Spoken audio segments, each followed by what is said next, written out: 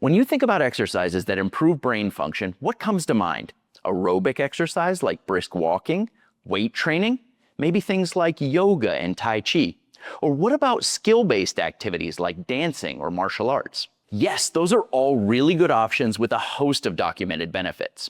The problem is that not everyone, especially those who are most in need, has access to or is physically capable of doing those kinds of things. Things like injuries, poor fitness, certain health conditions, balance problems, and the need to attend classes or have specialized equipment all get in the way. In this video, you're gonna learn a super simple exercise routine, something that can be used by almost anyone, regardless of age or fitness level, to improve cognitive function. In this recently published systematic review, researchers analyzed the results from 11 different randomized controlled clinical trials with over 1,200 participants, looking at the effects that finger exercises had on cognitive function in older adults with mild cognitive impairment, Alzheimer's disease, and dementia. And overall, what they found is that something as simple as finger exercises significantly improved cognitive function and activities of daily living. One other thing that these researchers identified while digging through all this data was that people who spent more time doing the finger exercises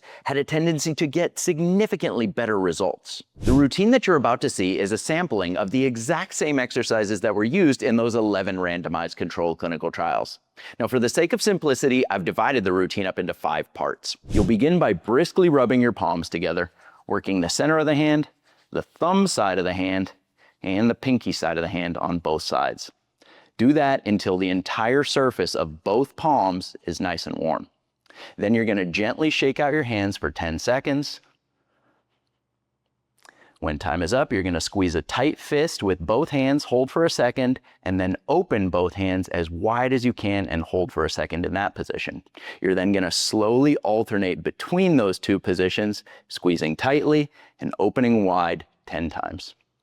In part 2 of this routine, the focus is on joint mobility, and you're going to start off here by tractioning each individual finger joint. To do that, take one hand and grasp the base of the index finger, make sure that you've got a good grip, and then you're going to lightly pull away from the palm of the hand going in this direction and hold for 2 to 3 seconds, creating just a little bit of space at that first knuckle. Then you're going to move down to the middle section of that finger and again traction for 2 to 3 seconds, creating a little bit of space at the second knuckle. Then you'll move down to the tip of the finger and again traction away for 2 to 3 seconds. You'll then repeat that process on the other fingers and the thumb, pulling at the base of the thumb and then at that second knuckle. And then you're going to switch over to the opposite side and repeat. We're then going to move into a rotational mobilization of all the exact same joints. To do that, again, take one hand, grasp the base of the index finger, take a light grip, and then you're going to slowly rotate in one direction and in the opposite direction, just going back and forth 5 times like that. Move down to the middle section of the finger, again, rotate back and forth 5 times, and the same thing at the tip. You'll then move down to the middle finger and repeat that process, going through each of the individual joints, finishing with the thumb, base of the thumb, and tip of the thumb.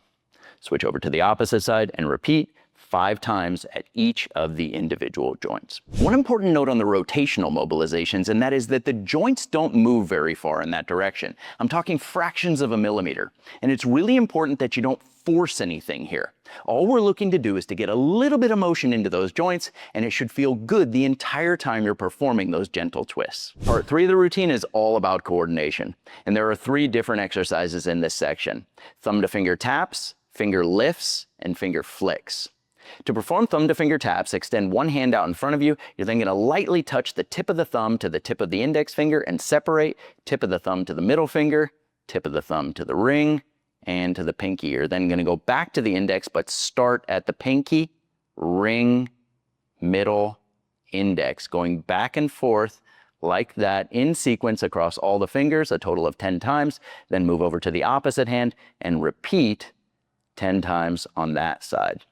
When you finish finger taps, you're going to lay your hand on the flat surface in front of you, and you're going to slowly lift one finger, starting with the thumb, as high off of that surface as you can and hold for 2 seconds.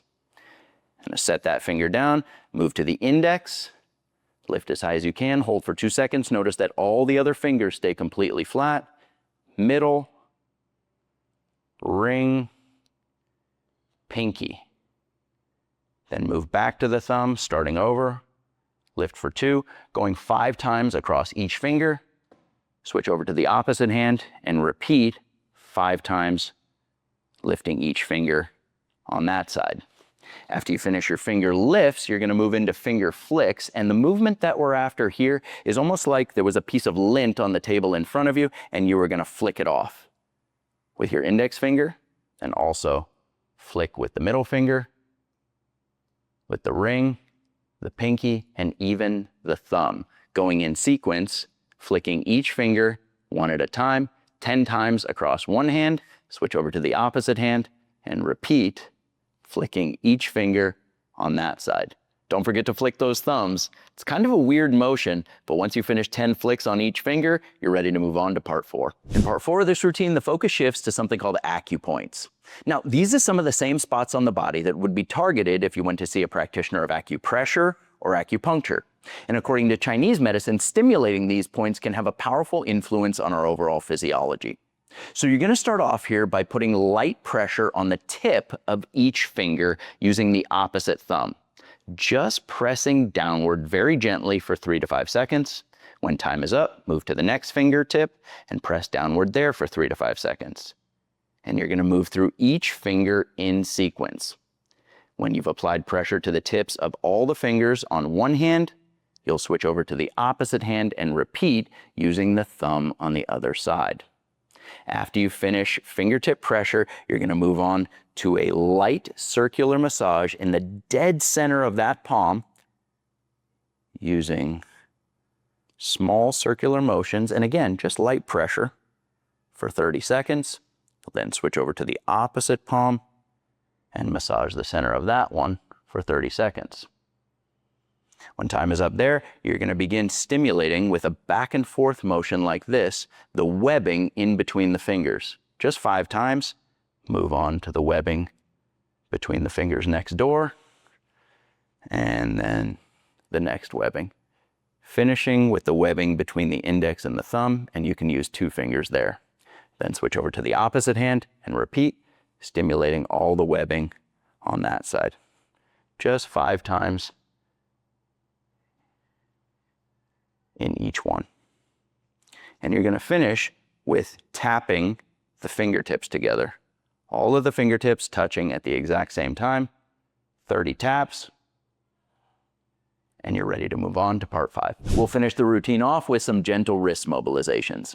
Begin with both of your hands in a lightly closed fist and position them out in front of you. You're then going to begin rotating your wrists in an outward direction first, making slow, deliberate circles. You want to be sure that you're going through a full range of motion, creating the biggest circle that you can. After 10 rotations in that outward direction, you'll switch and rotate inward for another 10 repetitions. When you finish the inward rotations, you're going to end the entire routine with 10 slow, deliberate claps. Place your hands on top of your hips and take 3 slow breaths in and out through the nose. So now you've got a quick and easy routine that doesn't require any equipment at all that can be used to improve cognitive function and increase independence for activities of daily living. And best of all, these kinds of exercises are going to be accessible and safe for pretty much everyone. If you enjoy these types of short, informative videos, leave me a comment down below and let me know about it. Beyond that, I just want to thank you so much for watching. Make sure to hit that thumbs up button and the little subscribe button before you head out of here, and I'll see you next time.